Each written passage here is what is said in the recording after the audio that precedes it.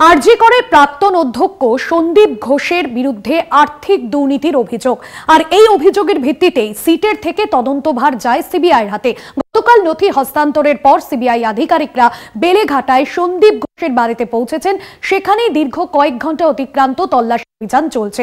সেখান থেকে আমাদের প্রতিনিধি শুভঙ্কর তুলে ধরেছেন প্রতিবেদন, দেখুন।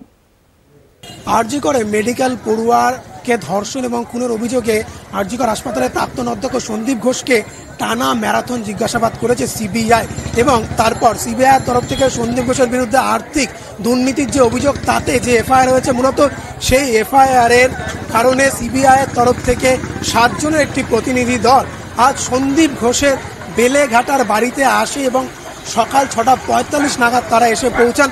যদিও এসেই প্রথমে তারা ভেতরে ঢুকতে পারেননি। আমি সেই বাড়ির সামনে রয়েছি এবং এখানে প্রায় 1 ঘন্টা 10 মিনিট সন্দীপ ঘোষের বাড়ির সামনে সিবিআই আধিকারিকদের অপেক্ষা করতে হয়, এবং সন্দীপ ঘোষ ঠিক 8:06 নাগাদ তিনি বাড়ির গেটের বাইরে আসেন এবং সিবিআই আধিকারিকদের সঙ্গে কথা বলে তাদেরকে ভেতরে নিয়ে যান।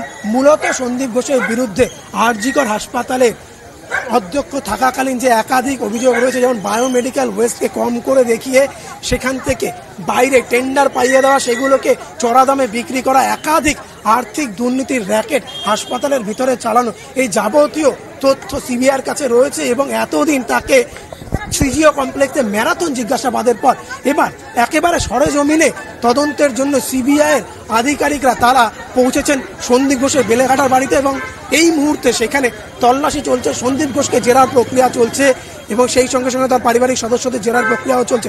ওনাকে আমি মানুষ হিসেবে যেরকম দেখেছি, ওটা কোনো প্রতিবেশী সুলভ মানসিকতার মানুষ নয়। নির্যাতিতার মা বাবা আমাদের সবাইকেই যারা বলছেন উই ওয়ান্ট জাস্টিস, আমি তার সাথে আমি ইন্দ্রাণীবালা বলছি আই ওয়ান্ট প্রপার জাস্টিস। যদি অধ্যক্ষ বা প্রিন্সিপাল থাকেন, ওনাকে দায় দায়িত্ব নিতেই হবে, এটা নিয়ে তো দ্বিমত থাকতে পারে না। শুধুমাত্র সন্দীপ ঘোষ নয়, সেই সঙ্গে সঙ্গে শহর কলকাতার কেষ্টপুর এবং এন্টালি এবং সেই সঙ্গে হাওড়ার উলুবেড়িয়া, সেখানেও সিবিআইয়ের দল একইভাবে তারা তদন্ত এবং বলা যেতে পারে সেইখানে অভিযান চালাচ্ছে। ক্যামেরায় দিলীপ রায়ের সঙ্গে শুভঙ্কর মণ্ডল, কলকাতা টিভি।